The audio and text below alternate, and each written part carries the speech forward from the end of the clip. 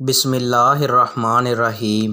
رسول اللہ صلی اللہ علیہ وآلہ وسلم نے فرمایا، جب رمضان کا مہینہ آتا ہے تو آسمان کے تمام دروازے کھول دیے جاتے ہیں، جہنم کے دروازے بند کر دیے جاتے ہیں اور شیاطین کو زنجیروں سے جکڑ دیا جاتا ہے۔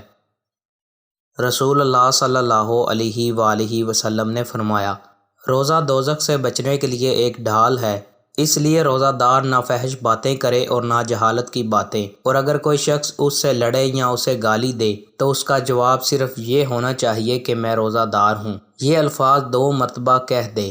اس ذات کی قسم جس کے ہاتھ میں میری جان ہے، روزہ دار کے منہ کی بو اللہ کے نزدیک کستوری کی خوشبو سے بھی زیادہ پسندیدہ اور پاکیزہ ہے۔ اللہ تعالیٰ فرماتا ہے، بندہ اپنا کھانا پینا اور اپنی شہوت میرے لیے چھوڑ دیتا ہے، روزہ میرے لیے ہے اور میں ہی اس کا بدلہ دوں گا، اور دوسری نیکیوں کا ثواب بھی اصل نیکی کے 10 گنا ہوتا ہے۔